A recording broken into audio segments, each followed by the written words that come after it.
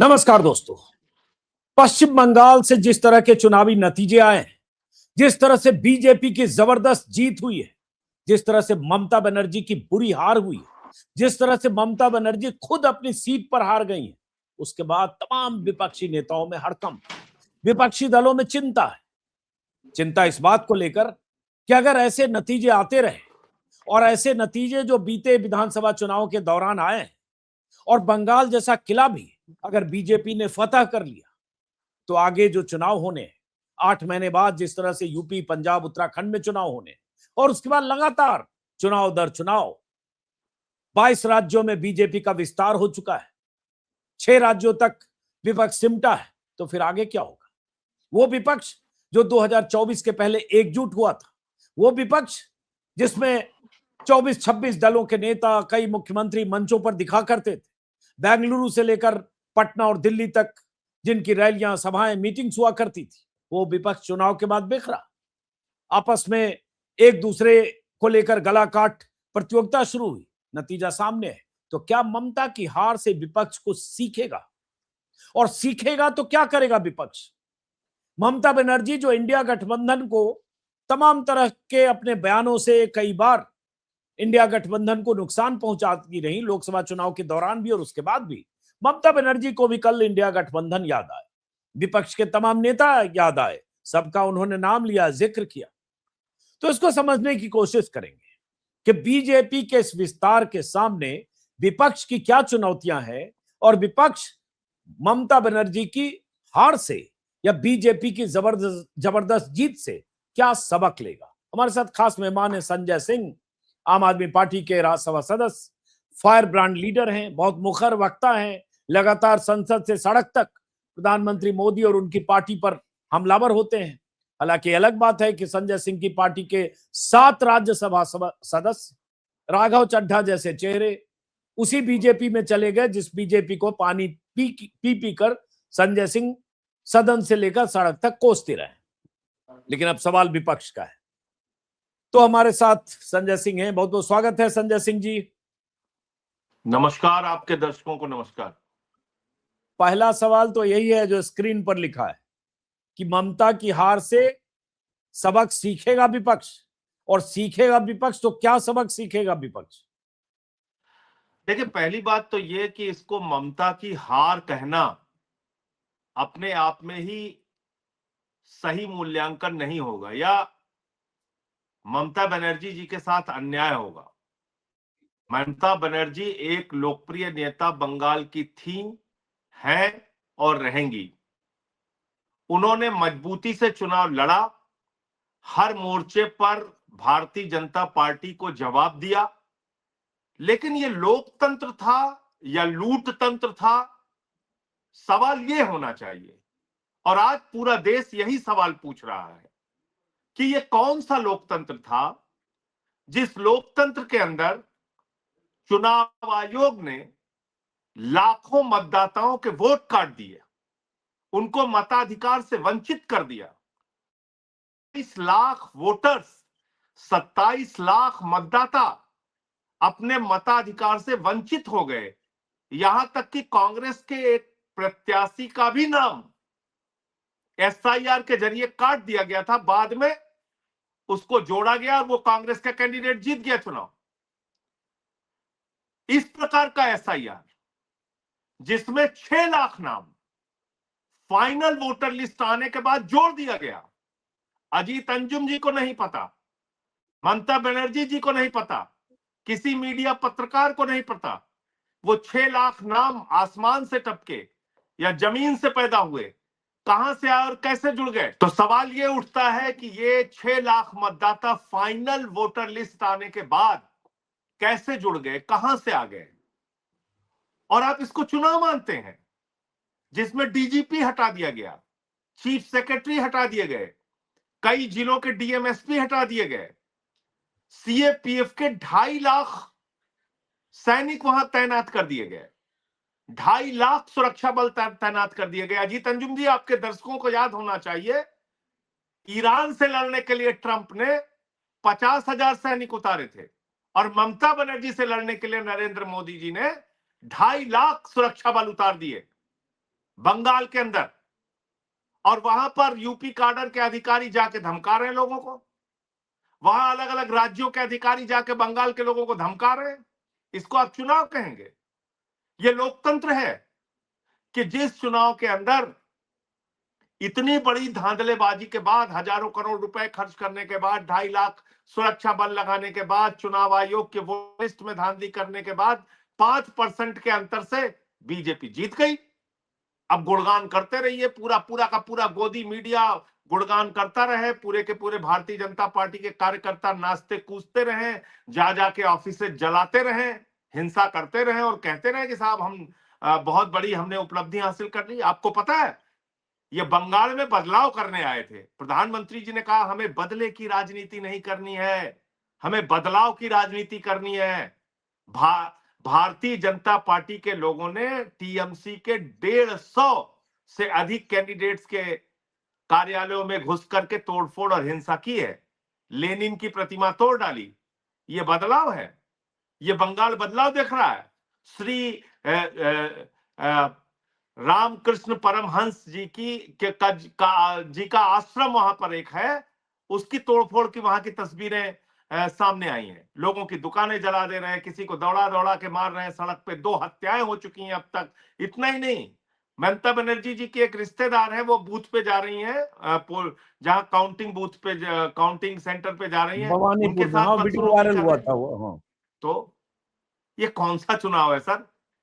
तो आपने धांधली करके दिल्ली जीत लिया, धांधली करके हरियाणा जीत लिया, धांधली करके कर्नाटका जीत लिया, धांधली करके महाराष्ट्र जीत लिया। एसआईआर के माध्यम से आप लाखों लाख वोट लोगों के काट काट पीट कर दे रहे हैं। उसके बाद क्या बताया जाता है? नहीं नहीं साहब, ये तो एक ऐसी स्कीम लेके आए मोदी जी, महामानव जी, कि उससे सारा कुछ सब परिवर्तन हो गया, क्लिक कर गया बिल्कुल। भाई 42,000 वोट आप केजरीवाल की कॉन्स्टिट्यूंसी में काट देंगे और केजरीवाल जी 4,000 वोट, 3,000 वोट से हार जाएंगे, इसको आप अपनी जीत बताते रहिए। तो तो ये अब पहली सवाल। बात तो ये ममता बनर्जी की हाँ, हार नहीं है, नंबर 1। हाँ।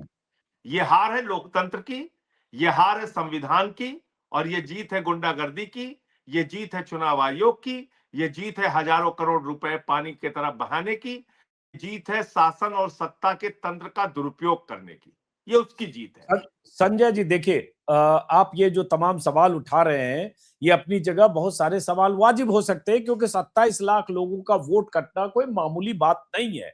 एक वोट से भी, आज ही खबर आई है टाइम्स ऑफ इंडिया में कि एक वोट से डीएमके का एक मंत्री तमिलनाडु में टीवीके से हार गया, एक वोट से। और हम लोग बार बार सीपी जोशी का जिक्र करते हैं, जो राजस्थान में हार गए, बहुत बड़े नेता थे, कभी मुख्यमंत्री का दावेदार हुआ करते थे, बाद में अभी स्पीकर थे गहलोत सरकार के समय। तो एक वोट भी मायने रखता है, 27 लाख कटा।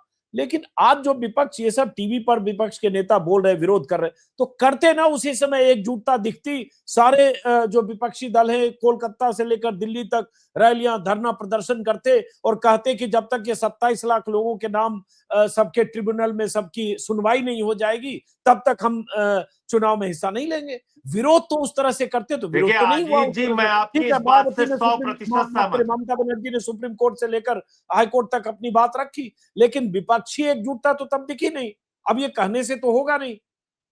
मैं आपकी इस बात से 100% सहमत हूं, लेकिन अजीत अंजुम जी घूम तो रहे थे पर बिहार के एक एक गांव, एक एक जिले में, और उन्होंने दिखाया कि किस तरह से एसआईआर के माध्यम से गड़बड़ी की जा रही है बिहार में।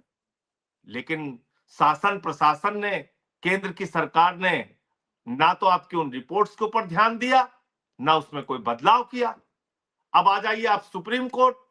बिहार में भी सुप्रीम कोर्ट आए थे सारे लोग, उन्होंने कहा था लाखों वोट काटे जा रहे हैं, गलत हो रहा है, जिंदा लोगों को मार दिया जा रहा है, मरे लोगों को जिंदा कर दिया जा रहा है। और सारे प्रमाण आपने दिखाए थे कि किस तरह से ऑफिसेज में बैठ करके खाली एक तरफा साइन कर करके लोगों के फॉर्म भरे जा रहे थे। इतना बड़ा घोटाला हुआ बिहार के अंदर, और उसके बाद मैंने चुनाव के पहले ही कह दिया था, अगर एसआईआर हुआ तो एक तरफा एनडीए जीतेगा और एक तरफा एनडीए जीती वहां पे। तो आप बिहार, दिल्ली, महाराष्ट्र, हरियाणा, कर्नाटक, कितने राज्यों का उदाहरण, और अभी बंगाल, और फिर इसको कहा जाता है कि साहब ये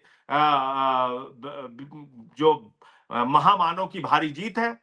अब आपने विपक्ष का जो सवाल किया, मैं भी आपकी बात से सहमत हूं। वो उस सारे पर आना विपक्ष चाहिए, को क्योंकि एकजुट तो हो होकर गया सो हो गया, रिले रेस हो में गया तो हो आंदोलन गया। नहीं चलेगा। और क्योंकि संजय जी, एक चीज एज ए जर्नलिस्ट मैं कहूंगा कि ममता बनर्जी अगर 80-81 पर अटक गई 215 से, और बीजेपी अगर 207 पर चली गई, तो ये कहना कि सिर्फ एसआईआर की वजह से हो गया, सिर्फ 27 लाख वोट कट गए इसलिए हो गया, सिर्फ डिलीट हो गए विधानसभाओं में वोट इसलिए होगा, ये भी गलत होगा, ये भी पूरी तरह से सही नहीं होगा। फिर मैं क्योंकि दोहरा सिर्फ देता हूं, इसके आधार पर बीजेपी ने पिछले चुनाव से इस बार 125 सीटें ज्यादा सिर्फ उससे नहीं जीत ली है। फिर मैं दोहरा देता हूं, हाँ फिर मैं दोहरा देता हूं। हाँ मतों का अंतर कितना है? मत प्रतिशत में 5% का अंतर है। हाँ, 31 अजीत लाख अंजुम जी, 32 लाख 31-32 लाख के आसपास। 5% का अंतर है। हाँ हाँ, और सामने है धांधली देखिए। करके और शासन तंत्र का दुरुपयोग करके वो, मैं फिर दोहरा रहा हूं और अपनी बात पे कायम हूं कि वो 5% वोट मैनेज किया गया। 5% ही क्यों, 3% वोट इधर का उधर चला जाता, टीएमसी जीत जाती। 3% वोट अगर इधर का उधर चला जाता, जो आप 32 लाख बता रहे हैं, 32 लाख की तो जरूरत ही नहीं थी।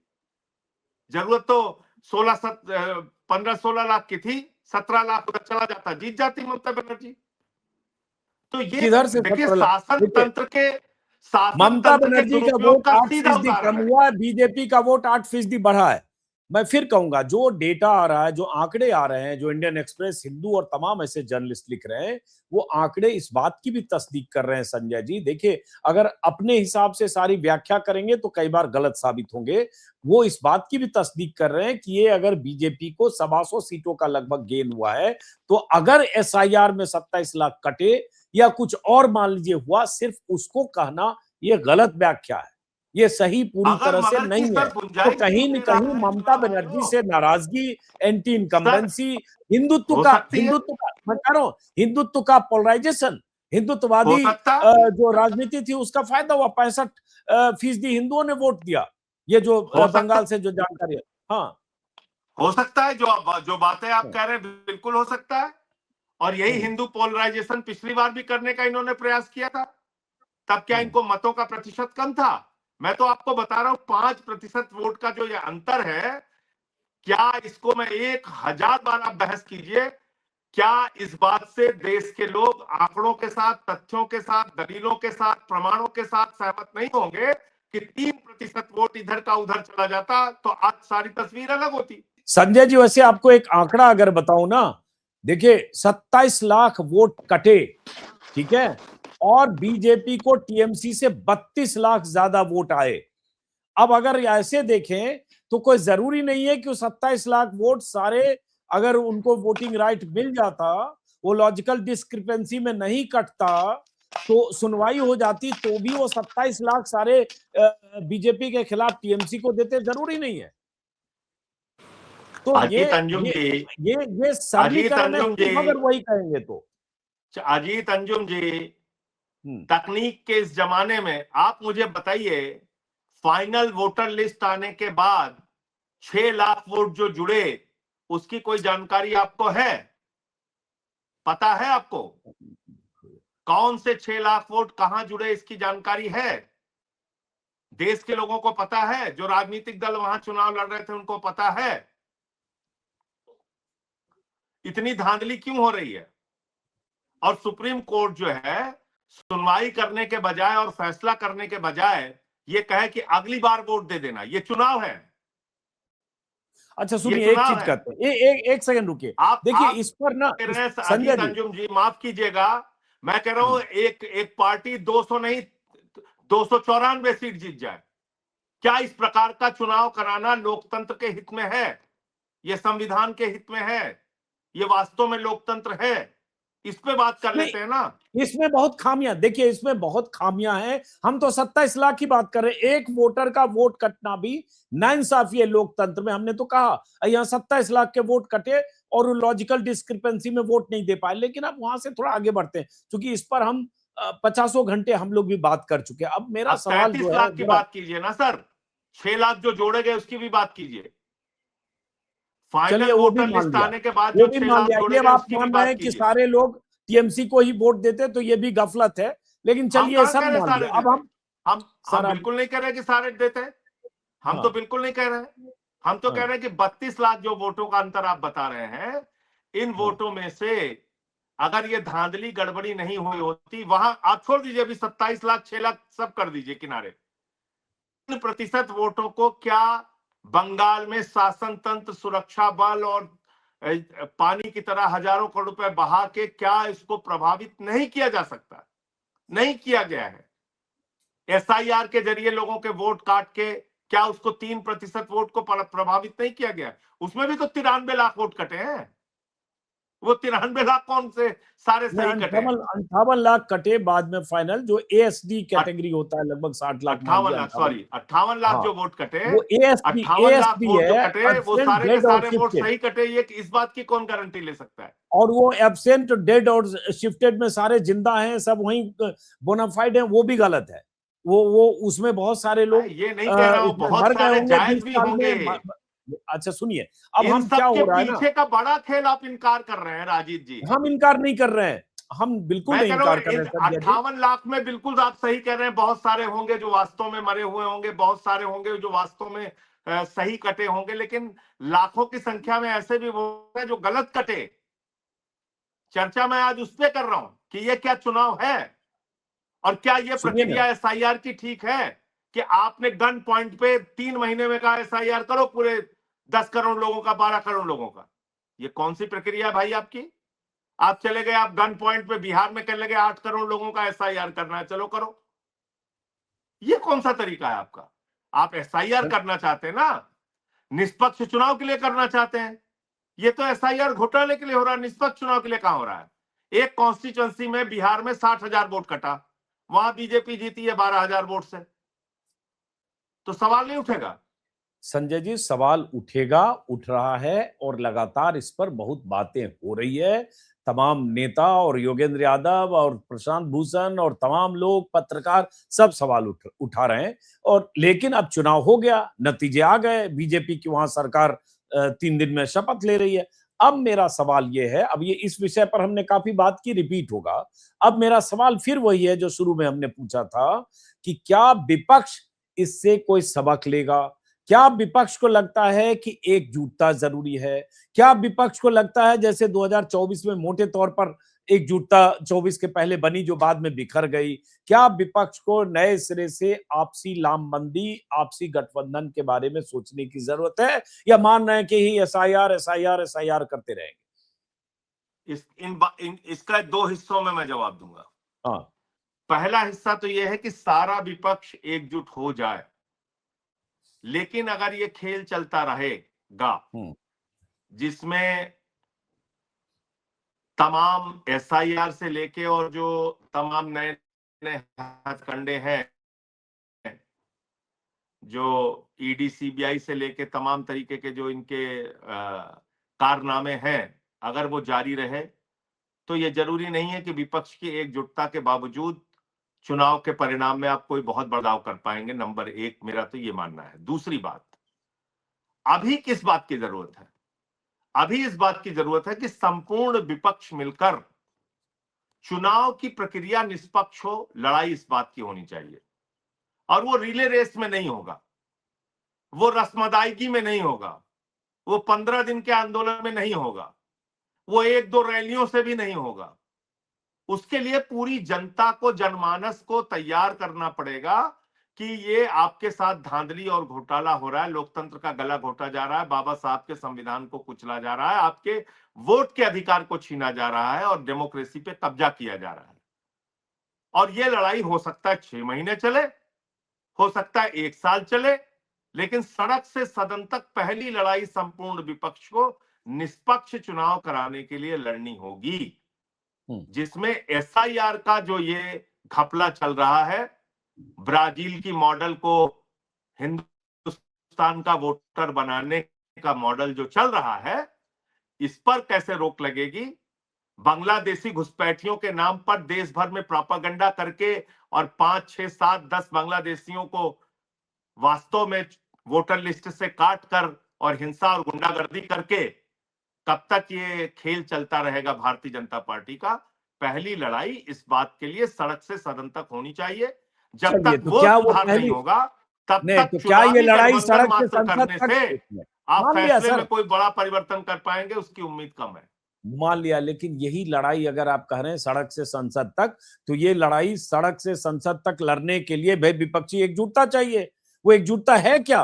वो ममता बनर्जी अगर एसआईआर को लेकर 27 लाख नाम कटे इसको लेकर अगर वहां सड़क से संसद तक या सुप्रीम कोर्ट तक लड़ रही थी तो कहां विपक्ष इस एसआईआर, लड़ाई में हम साथ इंडिया गठबंधन का हिस्सा नहीं, लेकिन एसआईआर की लड़ाई में साथ थे नहीं थे हम? हाँ। आप तो बताइए। अब यही बात आ गई, अब यही बात आ गई कि किसी गठबंधन का हिस्सा नहीं है, आपस में सब सर फुटबॉल करेंगे तो कहां से होगा फिर? सर मैं आपसे बीजेपी के कहता पास रहा हूं, सब कुछ है। एसआईआर की लड़ाई में हम साथ थे ना, यही तो आपको बता रहा हूं मैं। एसआईआर की लड़ाई में दोनों सदनों में आम आदमी पार्टी साथ में खड़ी थी विपक्ष के। महिला आरक्षण के सवाल पर जब इस देश में डिलिमिटेशन के नाम पे उत्तर दक्षिण को बांटने की कोशिश, लड़ाने की कोशिश बीजेपी ने की, सारा विपक्ष एकजुट था, हम उनके साथ खड़े थे। तो आगे भी अगर आप ये चुनावी घोटाला और घपला कोई रणनीति संपूर्ण विपक्ष मिलकर बनाता है, हमारी पार्टी भी उसके बारे में फैसला लेगी। क्या हम धांधली के पक्ष में खड़े होंगे? क्या हम चाहते हैं कि देश में ये चुनावी घपला घोटाला ज्ञानेश कुमार का, ईडी सीबीआई का चलता रहे? नहीं तो फिर सवाल तो ये है ना, एक तो वो है सुन लिया, एक ही चीज आप लोग उसी पर बार बार बोल के एक जो दूसरा सवाल है उसको डक करते हैं। भाई अगर विपक्ष अगर एकजुट नहीं होगा, चाहे चुनाव आयोग के खिलाफ लड़ने के लिए हो, चाहे सड़क पर लड़ने के लिए हो, चाहे पश्चिम बंगाल में सारे विपक्ष के बिल्कुल नेता लड़ने, जुट गए होते कि 27 लाख कटाए और हम इस चुनाव में तो, हिस्सा नहीं लेंगे जब तक 27 लाख लोगों को तो उनके मताधिकार से वंचित लड़ने में किया हम जाने पीछे वाला कहां रहे? तैयार रहेगा। है? लड़ने में हम कंधे से कंधा मिला के साथ खड़े रहे, हम कहां पीछे रहे? आम आदमी पार्टी कहां पीछे रही बताइए? हमने तो आधिकारिक रूप से कहा कि एसआईआर के मामले में हम विपक्ष के साथ है, चुनावी मतलब घोटाले को आपको रोकने के लिए हम विपक्ष के साथ है। संजय जी हम तो आप गिरफ्तारी जब मैं हुई थी जन यहाँ संसद मार्ग थाने में, तो साथ में हम लोग गए थे, हम कहां उसमें पीछे हैं? किसी विपक्षी एक तो एकजुटता की जरूरत है कि नहीं? चलिए अब मैं आपसे ये पूछ रहा हूँ, या आपस में विपक्षी विपक्ष एक दूसरे की जड़ एकजुटता की खोदने के पहली लिए चुनाव में जरूरत है लड़ेगा? चुनाव को निष्पक्ष बनाने के लिए। विपक्षी एकजुटता की जरूरत है इन बातों को लोगों तक पहुंचाने के लिए कि सुप्रीम कोर्ट ने कहा अगली बार वोट दे लेना। विपक्षी एकजुटता की जरूरत है कि लोकतंत्र में ये खेल चलेगा नहीं, इसके लिए है। और उसके बारे में जब एक फैसला होगा विपक्ष का, हमारी पार्टी भी फैसला लेगी इस पे। तो आप कुछ बोल ही नहीं रहे हो, इसका मतलब आपको लगता है कि बस विपक्ष कोई एकजुट ना हो, सिर्फ ये संसद में भाषण दे दें, राज्यसभा लोकसभा में जो जहां है ये कुछ मैंने बयान दे कहा दें, कहा उससे होगा? हाँ, आप तो मेरी बात ही नहीं सुन रहे फिर। मैंने हम तो सुन कहा रहे हैं ना एक आपकी बात। लंबी लड़ाई मैं एक चाहे वो सवाल एक पूछ रहा साल हूं, उसका तक जवाब चले। आप नहीं दे रहे हैं। मैंने कहा कि क्या विपक्ष को एकजुट होने की जरूरत है, या विपक्ष बिल्कुल एक जरूरत दूसरे है, की जड़ बिल्कुल खोदने के जरूरत लिए, है। एक दूसरे के राज्य में लड़ने के लिए, एक दूसरे को हराने के लिए वैसे ही लड़ता रहेगा तो फिर तो बीजेपी अभी 6 ही राज्य बची है। नक्शा दिखाओ भाई, 6 ही राज्य बची है विपक्ष के पास, राज्य बचे हैं विपक्ष के पास। एक पंजाब अभी आपके पास है। अब ये इसमें पूरे में भगवा लहरा गया 22 राज्यों में एनडीए और भैया ये बीजेपी का। भगवा, मैं कह रहा हूं या आप ये नक्शा दिखाते रहिए, उससे फर्क नहीं हाँ, पड़ता। हाँ। लेकिन ये नक्शा जो है, इसके पीछे जो भारतीय जनता पार्टी ने राज्य दर राज्य कब्जा किया है, उसके पीछे उनका जो घोटाला है उसको आप इनकार नहीं कर सकते। अरे कहाँ इनकार कर रहे हैं भाई? उन्होंने हम जो कह रहे हैं घपला कि जो किया आरोप है अपनी जगह है, उन आरोपों की लड़ाई विपक्ष लड़ेगा ना, अजीत कहा तो अंजुम कह रहा थोड़े हूं कि नहीं, लड़ेगा। मैं कहा कह रहा हूं कि नहीं लड़ेगा? मैं तो कह रहा हूं हाँ, बिल्कुल लड़ना चाहिए। मैं तो कह रहा हूं कि ये लड़ाई एक साल भी चले तो चलानी चाहिए, किसान आंदोलन की तरह सड़क से सदन तक लड़ना चाहिए। मैं तो कह रहा हूं। और चुनाव आए तो सबको एक दूसरे के खिलाफ लड़ना चाहिए। देखिए चुनाव में तो भारतीय जनता पार्टी भी अपने गठबंधन दलों के खिलाफ लड़ती है कई जगहों पे। उसको क्या करेंगे? आज ये बहुत बड़ी पार्टी बन गई है ना। याद कीजिए शिवसेना के खिलाफ लड़ते थे कि नहीं लड़ते थे यूपी में? बिहार से बाहर जेडीयू के खिलाफ लड़ते थे कि नहीं लड़ते थे एक दूसरे के खिलाफ? लोक जनशक्ति पार्टी एक दूसरे के खिलाफ लड़ती थी कि नहीं लड़ती थी एनडीए में रहते हुए भी? मुद्दा आपका क्या है? मुद्दा यह है ना कि देश में निष्पक्ष चुनाव होना चाहिए। उसके लिए पूरे विपक्ष को एकजुट होकर लड़ना चाहिए। इस पे मैंने साफ तौर पे आपको उत्तर। अब देखिए जो विपक्ष, भाई मैं इंडिया तो ब्लॉक का हिस्सा कांग्रेस और लेफ्ट दोनों थी ना, केरल में लड़े एक दूसरे के खिलाफ। तो इसलिए अभी आपका जो सवाल है, केरल में एक मिनट, आपके केरल सवाल में का एलडीएफ, सीधा जवाब यह है, निष्पक्ष केरल चुनाव में कराने के एलडीएफ लिए और यूडीएफ में सड़क ही से सरकार सदन में तक अदला सारे बदली विपक्ष होती है। को एकजुट 10 होकर साल लड़ना चाहिए। एलडीएफ रहा, उसके बाद अब यूडीएफ हो गया।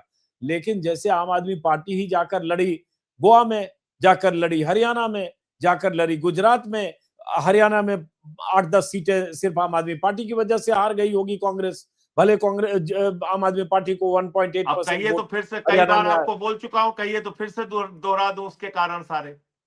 हाँ, आपको और पूरे देश को मैं कई बार बता चुका हूं हरियाणा की कहानी, कहिए तो फिर से दोहरा दूं। उसमें आम आदमी पार्टी की कोई गलती नहीं थी, एक पैसे की गलती नहीं थी, लेकिन छोड़िए, उन बातों को दोहराना नहीं चाहता हूं। हाँ चलिए कोई नहीं। अब आम आदमी पार्टी का तो ऐसे भी 7 आदमी तो आपके ऐसे ही चले गए, उसमें भी किसी गलती नहीं होगी, उसमें भी किसी गलती तो है नहीं, कोई राहुल गांधी ने तो उधर भेजा नहीं होगा। बताइए, जो आपके सबसे बड़े लेफ्टिनेंट थे, नहीं एकदम सारे ब्लू व्हाइट बॉय थे, ब्लू व्हाइट बॉय थे, आप जैसे फाइटर लोग रह गए, अजीत अंजुम जी, लेकिन जिनको सर चढ़ाए केजरीवाल नहीं चले गए। सात के हाँ। सातों लोग मार्क्सवाद, गांधीवाद, अंबेडकरवाद, समाजवाद से प्रभावित होकर, दीनदयाल उपाध्याय जी की नीतियों से प्रभावित होकर भारतीय जनता पार्टी में गए हैं।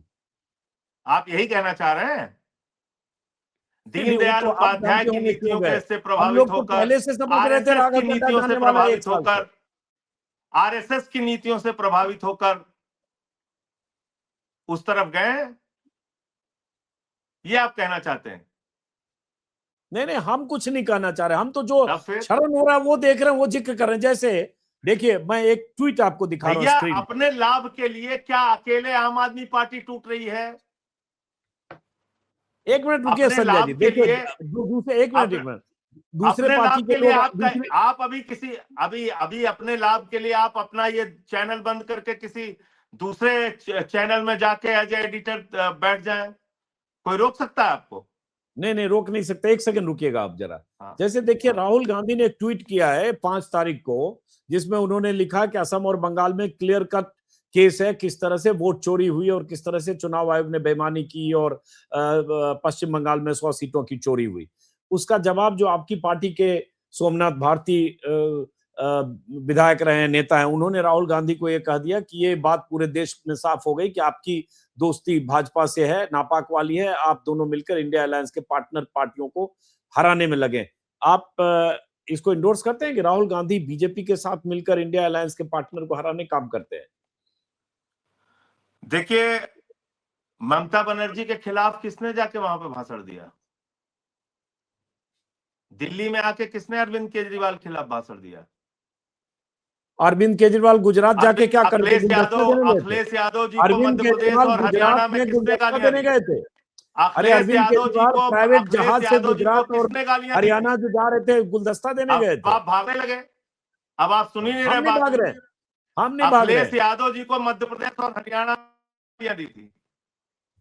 किसने कहा था देखिए इनसे संजय जी, गठबंधन करने की इनकी कोई ताकत नहीं, कोई जरूरत नहीं है?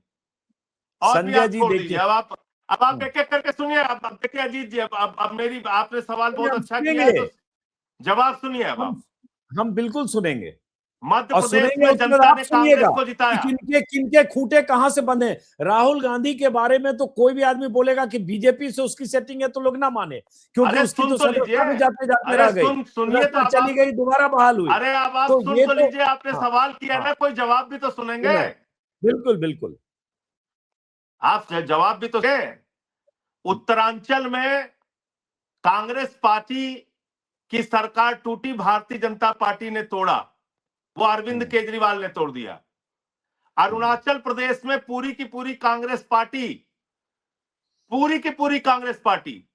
भारतीय जनता पार्टी में शामिल हो गई, उसको ममता बनर्जी ने किया। मध्य प्रदेश में कांग्रेस को जनता ने जिताया और सारे के सारे कांग्रेसी टूट के भारतीय जनता पार्टी में शामिल हो गए, उसको अखिलेश यादव ने किया। कर्नाटक के अंदर कांग्रेस पार्टी टूट के भारतीय जनता पार्टी के साथ चली गई, उसको स्वर्गीय सीताराम येचुरी जी ने किया था। गोवा के अंदर नंबर 1 पार्टी बनी कांग्रेस पार्टी, उसके बाद टूटकर वो भारतीय जनता पार्टी में चली गई। उसको स्टालिन ने किया था वो तोड़फोड़। कैप्टन अमरिंदर चले गए, अशोक चौहान चले गए, हेमंत विश्व शर्मा चले गए, ये सब राघव चड्ढा चले गए, इसको मायावती संदीप ने जी कहीं चले गए, तोड़फोड़ किया, मित्तल जी कहीं चले गए, नवीन गुप्ता जी पटनायक ने चले गए, तोड़फोड़ किया, कहीं केसीआर। खजांची कैसी चले बात आप कर गए, रहे हैं? लाडला लड़का चला गया। कैसी चला बात तो आप कर रहे हैं जिसको सर? जाना होता है चला ही जाता है ना। कांग्रेस के टूटने के और टूटकर भारतीय जनता पार्टी में शामिल होने के विश्व रिकॉर्ड है हिंदुस्तान के अंदर। अरे भाई, तो कांग्रेस पार्टी 1885 की पार्टी है, पुरानी पार्टी है, तो उसमें ज्यादा टूट फूट अब आप होगी। इसमें चले आपकी गए। तो पार्टी जुम्मा जुम्मा अब भी आप 12 अब साल आप की है। उसके लिए तो दूसरी एक दलील मिनट, लेके आ गए। 10 अब आप राज्यसभा उसके लिए सदस्य दूसरी में दलील लेके आ 2 गए। तिहाई लोग चले गए, 10 में अब 7 आप चले उसकी गए। दूसरी अब रेशियो आप तो उसकी दूसरी देखिए। दलील। नहीं अरे नहीं, पूरी कांग्रेस पूरी में भी टूट अरुणाचल की भाई सरकार चली गई अरे महाराज। देखिए देखिए, पूरी की पूरी अरुणाचल असम की असम सरकार का बीजेपी में मुख्यमंत्री चली गई कांग्रेस से महाराज। निकला हुआ बीजेपी में, कौन नहीं महाराज जानता जी, है भाई? पूरी की पूरी असम अरुणाचल की का सरकार चली मुख्यमंत्री गई। कांग्रेस से निकला हुआ है, पूरी कौन नहीं पूरी जानता है? अरुणाचल की बताइए। सरकार बीजेपी में चली गई, उसको पहले हाँ बोलिए।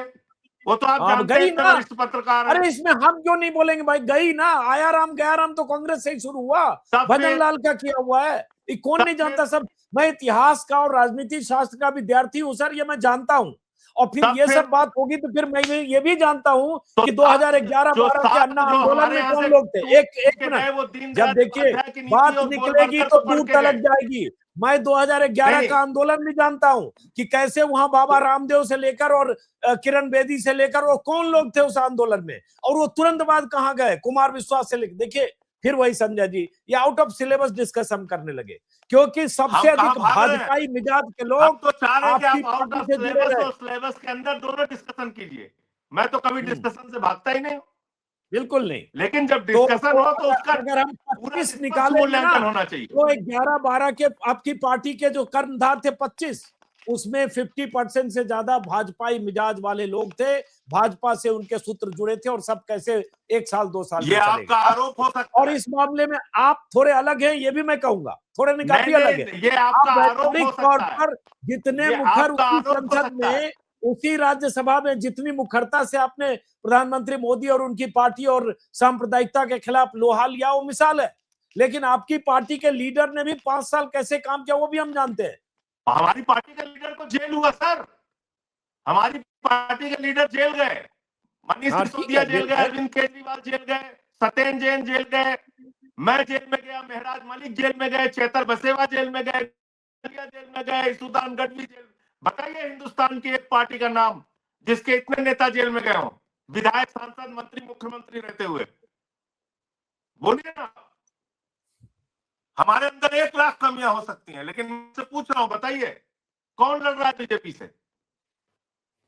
तो इसलिए इसकी बात होगी बड़ी लंबी जाएगी, और बातचीत करने के लिए लंबी मैं जाएगी, पूरी तरह हमेशा तैयार हूं। क्योंकि इसके बाद मेरे पास अभी 10 सवाल आ रहे हैं, लेकिन 37 मिनट भी दिख रहा है और आपको भी कहीं जाना है। ये तो बात मेरा भी प्रिय विषय है, मेरा भी प्रिय विषय है। देखिए नेटवर्क भी कट गया लगता है। नए नेटवर्क आ गया, मैं देख पा रहा हूं। स्क्रीन ब्लैक हुआ, कोई बात नहीं, मुझे लगता है कहीं नेटवर्क का इशू, फिर वही कैमरा ऑफ हुआ, स्क्रीन ब्लैक हुआ, लेकिन कोई बात नहीं, इस चर्चा को हम आगे जारी रखेंगे। हमारे स्क्रीन पर ये ब्लैक हुआ, शायद मेरे ख्याल से कैमरा आपका ऑफ हुआ संजय जी। लेकिन चलिए इस बातचीत को इसी मोड़ पर खत्म करते हैं। हाँ जोड़िए, नहीं तो लोग कहेंगे कि ये क्या बात होने लगी, क्या अचानक स्क्रीन ब्लैक हो गया। हाँ आ गया, और हेडरूम ठीक कीजिए।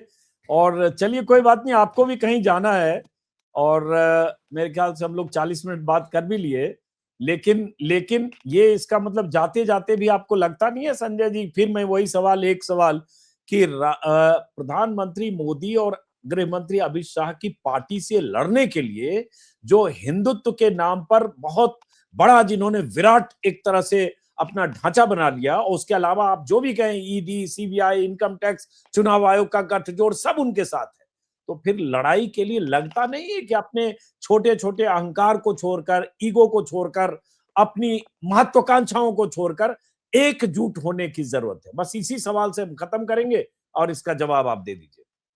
निष्पक्ष चुनाव देश के अंदर कराने के लिए मैं फिर दोहरा रहा हूं, सारे विपक्ष को सड़क से लेकर सदन तक एकजुट। कुछ मुहूर्त बन नहीं रहा है, स्क्रीन फिर ब्लैक हुआ। कोई बात नहीं संजय जी, इस बातचीत को अब यहीं स्थगित करते हैं, बार बार नेटवर्क आउट हो रहा है। फिर हम लोग कभी बात करेंगे, चूंकि अभी बहुत मौके आएंगे। ठीक है, बहुत बहुत शुक्रिया, नमस्कार।